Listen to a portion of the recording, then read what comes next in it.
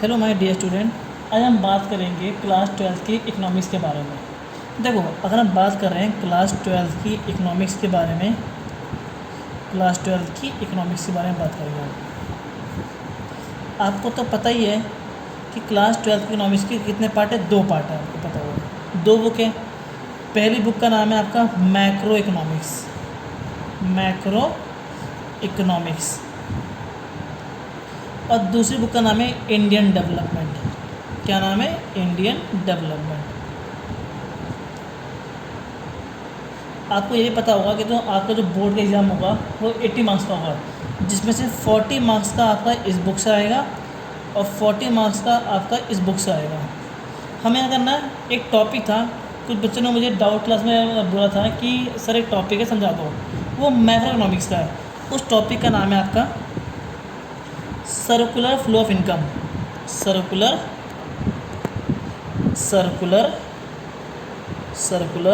Flow of income and output,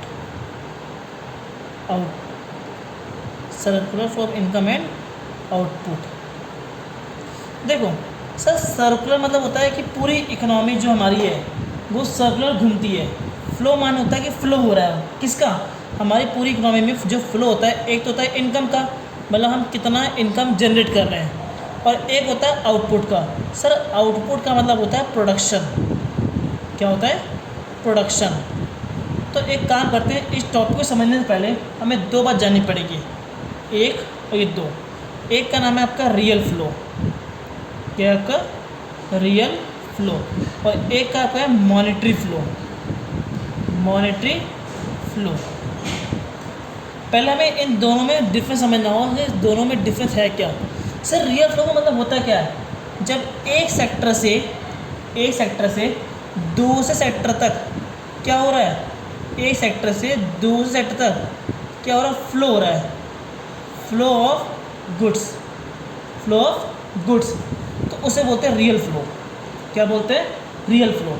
real flow का मतलब कि एक सेक्टर से दूसरे सेक्टर तक में जो गुड्स का या काइंड से कोई भी सामान, कोई भी वस्तु अगर उसका फ्लो हो रहा है तो उसे बोलेंगे रियल फ्लो। क्या बोलेंगे? Real flow. बट अगर एक सेक्टर से दूसरे सेक्टर में फ्लो हो रहा है, नॉट गुड्स, ओनली मनी, अगर मनी का फ्लो हो रहा है, अगर एक सेक्टर से दूसरे सेक्टर में मनी का फ्लो हो रहा है तो उसे बोलते हैं मॉनेटरी फ्लो। क्या बोलते हैं? Monetary flow. तो आपको, मुझे पता है कि टॉपिक समझ नहीं आएगा आपको, लेकिन जैसे जैसे हम आगे बढ़ते जाएंगे तो आपको सारी क्लियर हो जाएगी कि हमें क्या फ्लो की बात कर रहा हूँ, मैं क्या गुड्स की बात कर रहा हूँ। हम एक काम करते हैं, आपको पता है कि आपकी इकोनॉमी में मतलब सेक्टर्स ऑफ इकोनॉमी, आपके इकोनॉमी के 4 सेक्टर होते हैं। आपकी इकोनॉमी के 4 सेक्टर होते हैं। पहले सेक्टर का नाम क्या है बताओ? पहले सेक्टर का नाम है हाउस होल्ड सेक्टर। पहले सेक्टर का नाम है हाउस होल्ड सेक्टर। दूसरे का नाम है आपका प्रोडक्शन सेक्टर। दूसरे का नाम है आपका प्रोडक्शन सेक्टर। तीसरे का नाम है आपका financial sector, sorry government sector. और चौथा हमारा क्या है? चौथा हमारा है रेस्ट ऑफ वर्ल्ड। और रेस्ट ऑफ वर्ल्ड को हम दूसरे नाम से जानते हैं फॉरेन सेक्टर, हम इन्हें बोलते हैं फॉरेन सेक्टर।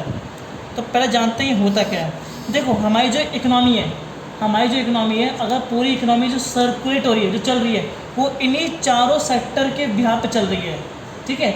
अगर हम बात करें 1991 की, तो 1991 में पहले क्या था कि हम केवल house hold sector, production sector और गवर्नमेंट सेक्टर बात करते हैं। बट अब क्या है, आपको house hold sector, production, government और रेस्ट ऑफ वर्ल्ड। सर जब इन 4 सेक्टर की बात की जाए, या इन 4 सेक्टर को इंक्लूड किया जाए, शामिल किया जाए, तो उसे बोलते हैं ओपन इकोनॉमी। क्या बोलते हैं? Open economy. लेकिन सर अगर हम बात करें केवल हाउस होल्ड सेक्टर की, प्रोडक्शन सेक्टर की और गवर्नमेंट सेक्टर की, केवल 3 सेक्टर बात करेंगे, ओनली 3 सेक्टर की, तब वो कहलाएगी क्लोज इकोनॉमी। क्या कहलाएगी? Closed economy. और जैसे कि आप जानते हो कि आज हमारा जो इंडिया, जो हमारा भारत है, वो उसमें हाउस होल्ड सेक्टर भी है। मैं बताऊँगा क्या होता है ये। प्रोडक्शन भी है, गवर्नमेंट सेक्टर भी है, और रेस्ट ऑफ वर्ल्ड मतलब कि जहाँ पे हम क्या करते हैं, एक्सपोर्ट और इंपोर्ट करते हैं। क्या करते हैं? एक्सपोर्ट और इंपोर्ट करते हैं। अब आपको जानना सर ये चारों करते क्या है। जब हम अपने इंडिया की बात करें तो हमारा इंडिया का एक ओपन इकोनॉमी बन चुका है। ओपन इकोनॉमी में ये चारों सेक्टर को इंक्लूड किया गया है, चारों सेक्टर को शामिल किया गया है। अब जानो मैं क्या बताऊँ, देखो आपको ये पता होना चाहिए कि अगर आपका हाउस होल्ड सेक्टर है, अगर आपका हाउस होल्ड सेक्टर है तो क्या करता है वो करता है कंजप्शन। क्या करेगा वो? कंजप्शन करेगा। अगर आपका कौन सेक्टर है? प्रोडक्शन सेक्टर, प्रोडक्शन सेक्टर, तो क्या करेगा वो? प्रोडक्शन करेगा। सही बोल रहा हूँ मैं? अगर प्रोडक्शन सेक्टर है तो वो प्रोडक्शन करेगा, सामान को बनाएगा। और हम हाउस होल्ड मतलब कि हम लोग, तो हम क्या करेंगे? कंजप्शन करेंगे, हर किसी भी सामान को यूज़ करेंगे। अगर हम बात करें गवर्नमेंट सेक्टर की, गवर्नमेंट सेक्टर की, तो इकोनॉमी में बहुत ही इम्पॉर्टेंट रोल निभाती है। किस चीज़ के लिए? दो चीज़ के लिए। या तो वो टैक्स को लगाएगी, टैक्स को लगाएगी, या तो वो सब्सिडी देगी। क्या देगी वो? सब्सिडी देगी। टैक्स लगाएगी या सब्सिडी देगी, ये दो होते हैं किसके? गवर्नमेंट सेक्टर के हमारे पार्ट हैं। चौथा हमारा होता है rest of world, rest of the world, rest of the world. Sir इसके भी दो काम है, या तो एक्सपोर्ट होगा, या तो एक्सपोर्ट होगा या इंपोर्ट होगा। तो हम क्या करेंगे? जो हम सर्कुलर फ्लो पढ़ रहे हैं किसका? इनकम का, आउटपुट का, मतलब पूरी इकोनॉमी में फ्लो होगा किसका? इनकम का और आउटपुट का। आउटपुट माने प्रोडक्शन, और प्रोडक्शन किसका? गुड्स का। तो पहला हम स्टार्टिंग करते हैं टॉपिक से। यहाँ लिखेंगे circular flow of income and output in two sector economy. Sir two sector economy में इनकम और आउटपुट का सर्कुलर फ्लो बना के दिखाओ। तो जो मैं बता रहा हूँ इसे अच्छे से सुनना, क्योंकि जो मैं बताऊँगा या जो मैं एक्सप्लेन करूँगा यही चीज़ बुक में लिखी है। ये तो बुक को पढ़ लो, ये तो आप जो रियल डेमो को देख लो, ताकि मैं समझा सकूँ कि टू सेक्टर इकोनॉमी होता क्या है। लेकिन बच्चों के माइंड में कन्फ्यूजन है, सर आपने 4 सेक्टर इकोनॉमी पढ़ाया है, चलो अभी आप 2 सेक्टर इकोनॉमी बात कर रहे हो, आप 1 सेक्टर इकोनॉमी की बात क्यों नहीं कर रहे? क्योंकि सर 1 सेक्टर इकोनॉमी से कोई भी इकोनॉमी रन नहीं हो पाएगी। अगर किसी देश में केवल एक ही सेक्टर इकोनॉमी है तो वो देश क्या हुआ?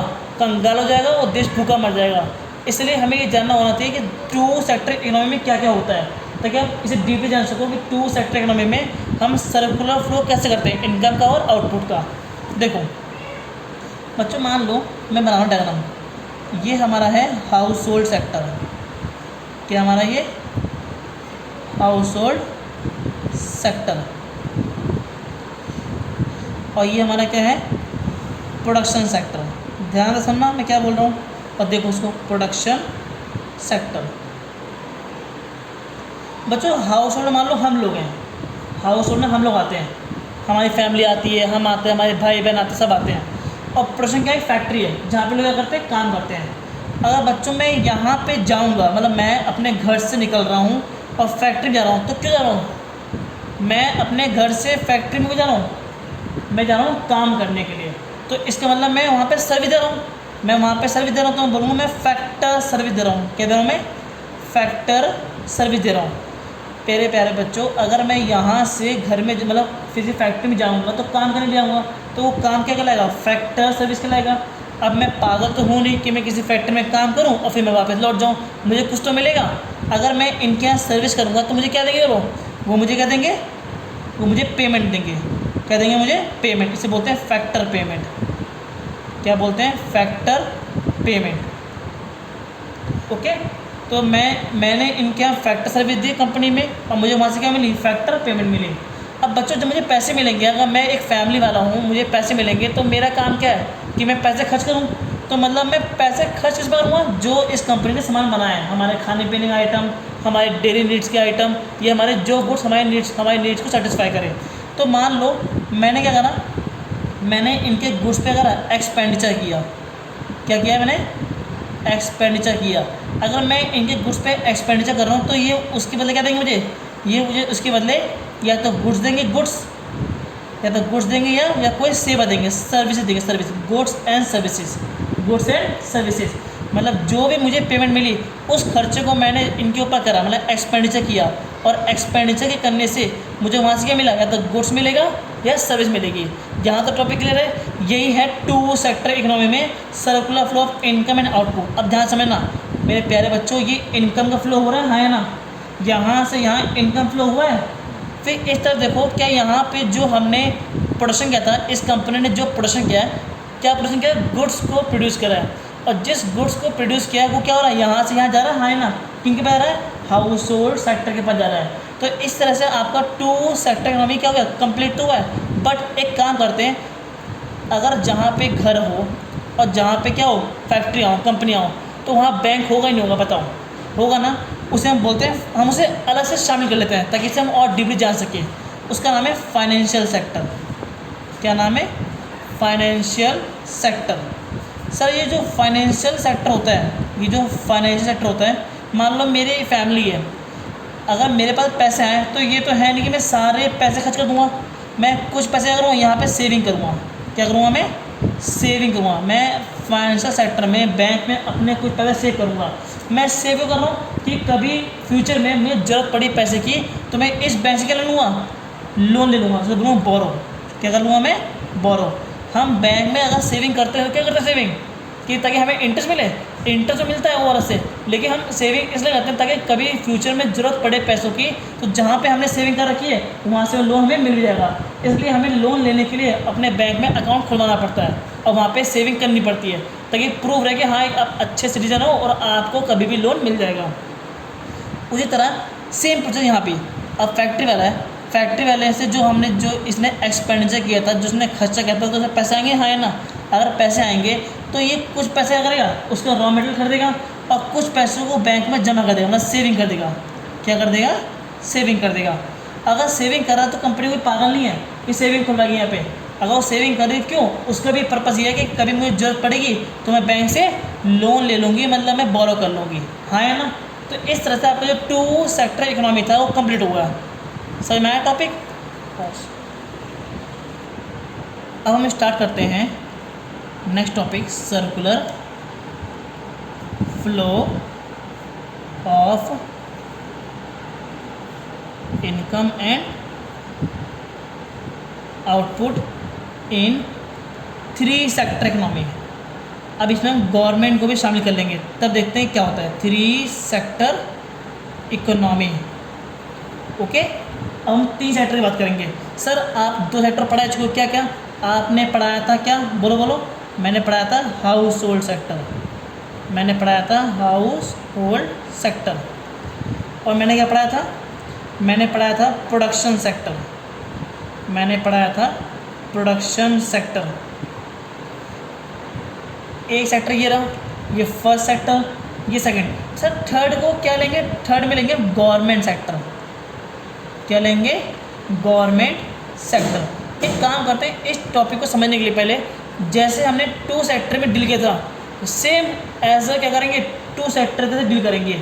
मान लो अगर मैं घर वाला हूँ, मतलब मैं फैमिली वाला हूँ, मैं यहाँ पे क्या दूंगा कंपनी में आके, मैं कंपनी में आके क्या दूंगा, फैक्टर सर्विस दूंगा, फैक्टर सर्विस दूंगा।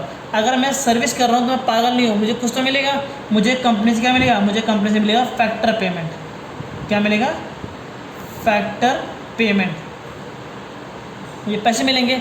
और जब मुझे पैसे मिलेंगे, जब मुझे पैसे मिलेंगे तो ओबियसली मैं क्या करूँगा, देखो अगर मैं एक हाउस होल्ड सेक्टर वाला अगर यहाँ पे क्या कर रहा है, सर्विस दे रहा है, सर्विस देने पे मुझे क्या मिलेगी, वहाँ से पेमेंट मिलेगी। अब जो पेमेंट मिलेगी, जो पेमेंट मिलेगी मैं करूँगा उसका मैं यहाँ पे एक्सपेंडिचर करूँगा, हाँ या ना बताओ।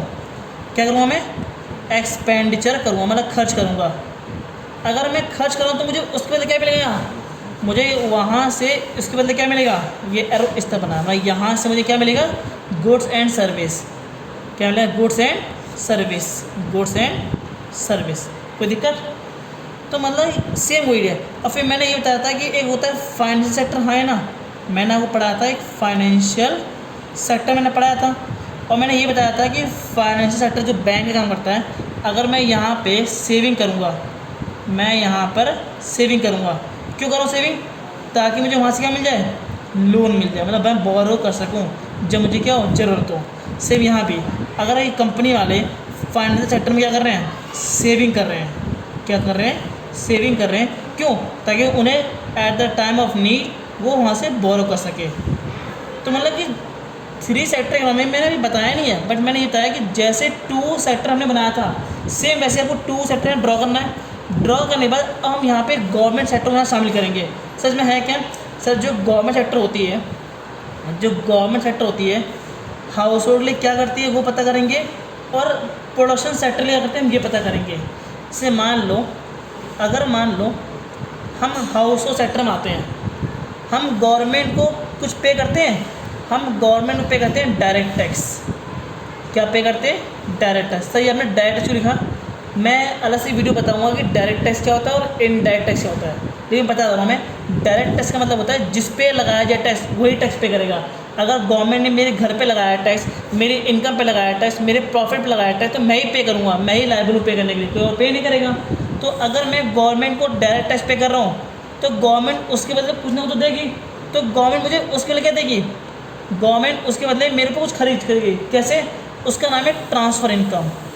क्या देगी मुझे गवर्नमेंट, मुझे ट्रांसफ़र इनकम देगी। सर इसका मतलब क्या है, अगर हम गवर्नमेंट को जो भी टैक्स पे करते हैं, जो भी डायरेक्ट टैक्स पे करते हैं, तो गवर्नमेंट जो हमें देती है वो हमें ट्रांसफ़र इनकम देती है। और इस ट्रांसफ़र इनकम में क्या आता है, हमारा स्कॉलरशिप आता है, गवर्नमेंट हमें स्कॉलरशिप देगी, गवर्नमेंट हमारे वर्दी मतलब स्कूल के जो यूनिफॉर्म होते हैं उसके पैसे देती है। मतलब गवर्नमेंट जो भी हम गवर्नमेंट को पे करते हैं तो गवर्नमेंट कहीं ना कहीं हमें उससे क्या करती है, वापस लौटा देती है, उससे ज़्यादा लौटाती है। उससे बोलते हैं ट्रांसफ़र इनकम। क्या बोलते हैं, ट्रांसफ़र इनकम। अब ये बताओ सर, आपने इसे ट्रांसफ़र इनकम क्यों बोला, क्या हमने गवर्नमेंट के लिए कोई काम किया था, नहीं, गवर्नमेंट ने कोई काम तो किया नहीं, बट फिर भी हमें गवर्नमेंट क्या कर रही है, पे कर रही है। तो जब बिना डूइंग एनी वर्क, बिना काम के अगर आपके पास पैसा है तो उस इनकम को, उस पैसे को क्या बोलते हैं, ट्रांसफ़र इनकम बोलते हैं। क्या बोलते हैं, ट्रांसफ़र इनकम बोलते हैं। यहाँ पे सर देखो, यहाँ पे लिखा है मैं फैक्ट्री पेमेंट, क्यों लिखा है, क्योंकि मैंने यहाँ पे काम किया है। अगर मैं यहाँ पे काम करूँगा तब मुझे पेमेंट मिलेगी, अगर मैं काम नहीं करूँगा तो मुझे पेमेंट नहीं मिलेगी, इसलिए मैंने यहाँ पे फैक्टर रिड्यूस किया है। लेकिन मैंने गवर्नमेंट के लिए तो कुछ किया ही नहीं। हाँ, टैक्स पे करना बात अलग है, वो तो हमारी ड्यूटी है, वो देना पड़ेगा। अगर देश को रन करना है, देश को चलाना है, टैक्स पे करना पड़ेगा। बट क्या मैंने गवर्नमेंट क्या कोई काम किया, नहीं किया, बट फिर भी मुझे गवर्नमेंट क्या दे रही है, स्कॉलरशिप दे रही है, दूसरे खर्च दे रही है, विडो पेंशन होती है विधवा वो देती है गवर्नमेंट, और जो पेंशन होती है वो ओल्ड एज पेंशन वो भी देती है गवर्नमेंट। ये सब क्या है, ट्रांसफ़र इनकम है। बिना काम करे आपको क्या मिल रहा है, पैसे मिल रहे हैं, उसे हम ट्रांसफ़र इनकम में काउंट करेंगे। अब जब दोबारा हो सर, यहाँ तो समझ में आ गया कि हाउस होल्ड का गवर्नमेंट से क्या लिंक है सर, लेकिन कंपनियों वाले से, मतलब जो प्रोडक्शन करते हैं, जो इंडस्ट्री होते हैं, उनका क्या लिंक है गवर्नमेंट से। अगर मान लो जो कंपनियाँ होती हैं वो भी टैक्स देती हैं भाई। जो मान लो ये मैगी कंपनी है, मान लो ये मैगी की कंपनी है, मैगी की, तो मैगी कंपनी गवर्नमेंट को टैक्स देगी, हाँ है ना। तो वो जो टैक्स देती है उस टैक्स का नाम है इनडायरेक्ट टैक्स। क्या नाम है, इनडायरेक्ट टैक्स। सर आपने इसे इनडायरेक्ट टैक्स क्यों बोला, क्योंकि आपको क्या लगता है कि ये मैगी जो टैक्स पे कर रही है वो अपने जेब से पे कर रही है, नहीं, बल्कि क्या कर रही है, अगर मान लो लेट सपोज एक मैगी की रियल कॉस्ट कितने रुपए की है, 10 रुपये की है, और वो बेच कितने रुपये की है, 12 रुपये की, कितने रुपये ज़्यादा एक्स्ट्रा है, 2 रुपये ज़्यादा है। तो ये जो 2 रुपये ना वो हम पे करते हैं ना इनको, जब हमने 2 रुपये इनको पे किया, फिर कंपनी वालों ने गवर्नमेंट को पे किया, तो इसको बोलते हैं इनडायरेक्ट टैक्स। क्या बोलते हैं, इनडायरेक्ट टैक्स। गवर्नमेंट ने जो टैक्स लगाया था वो लगाया था मैगी कंपनी पे, बट मैगी कंपनी खुद पे ना करके कर रही है, हमसे पे करवा रही है ना, तो इसे बोलेंगे इनडायरेक्ट टैक्स। क्या बोलेंगे, इनडायरेक्ट टैक्स।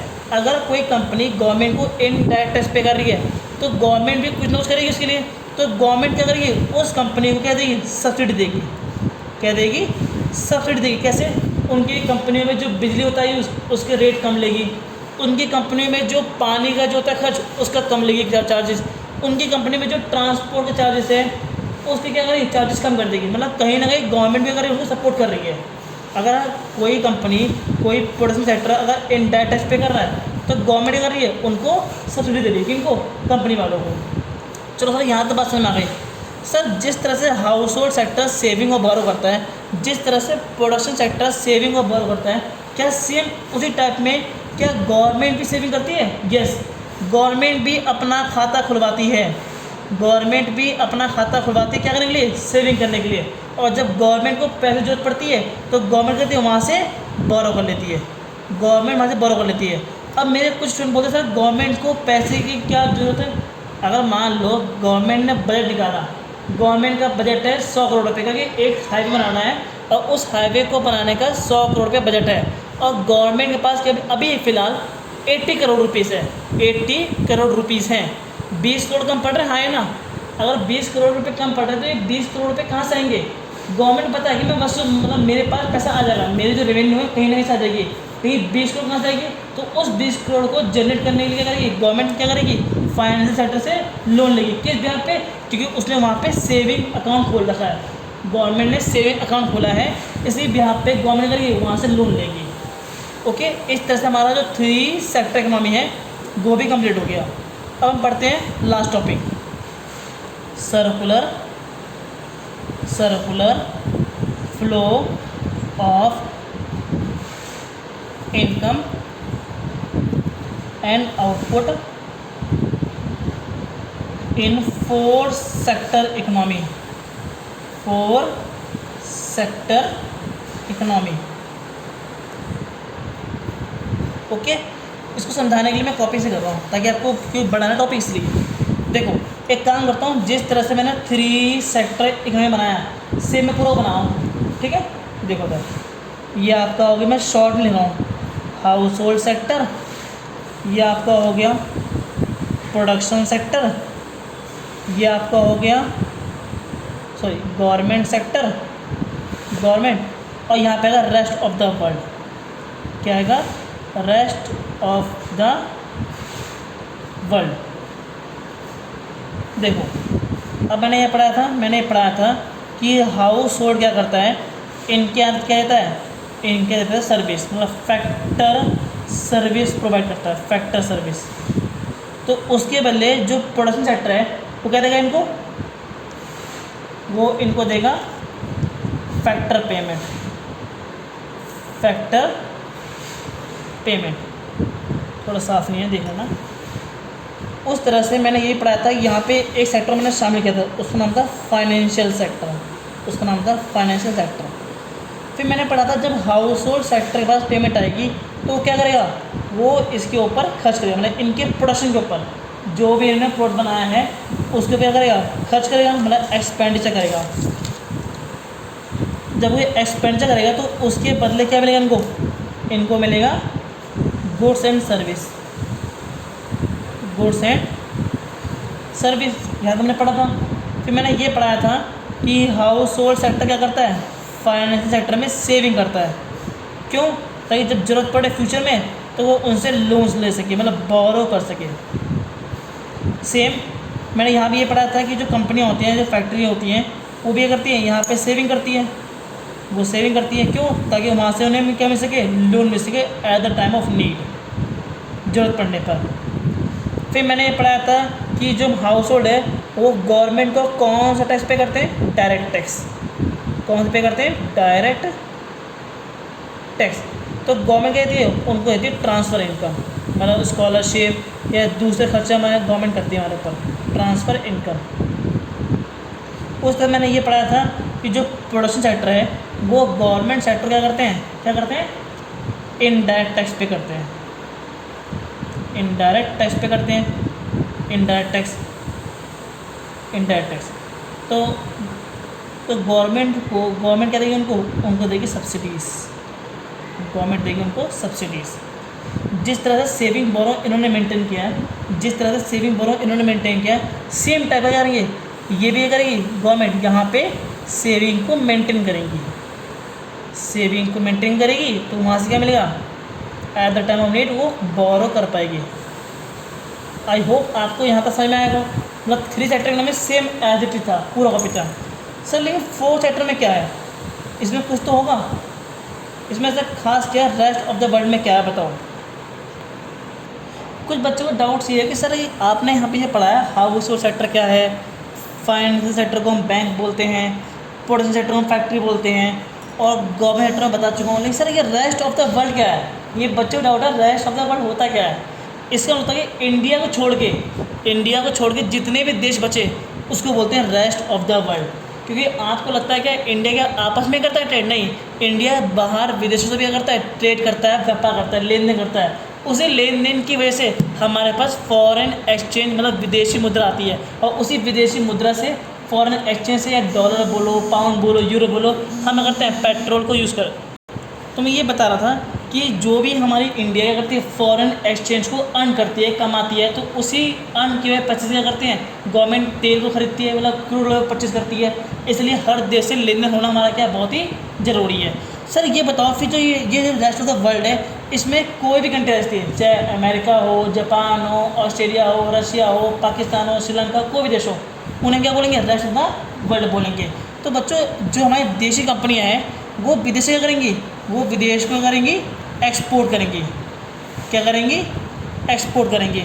अगर वो विदेश को एक्सपोर्ट करेंगी, अगर वो विदेश में क्या करेंगी, एक्सपोर्ट करेंगी, तो वहाँ से क्या करती हैं, इंपोर्ट भी करती हैं, हाँ है ना, वो वहाँ से करती हैं इंपोर्ट भी करती हैं, वो वहाँ से इंपोर्ट भी करती हैं। मतलब अगर हमारे देश की कंपनियाँ हैं किसी बाहरी कंपनी को क्या कर रही है, एक्सपोर्ट कर रही है, तो बाहरी कंपनी से कुछ खरीद भी रही है, इंपोर्ट भी कर रही है। मान लो लैपटॉप, आपको लगता है कि लैपटॉप के सारे पार्ट नहीं होते इंडिया में, नहीं, लैपटॉप के जो कुछ पार्ट होते हैं वो उन्हें बाहर से खरीदा जाता है, मतलब बाहर से इंपोर्ट किया जाता है, असेंबल किया जाता है, फिर विदेश में उसे दोबारा उसे बेचा जाता है, मतलब एक्सपोर्ट किया जाता है। सेम टाइप का जो रिलेशन है वो हमारे घर से भी है।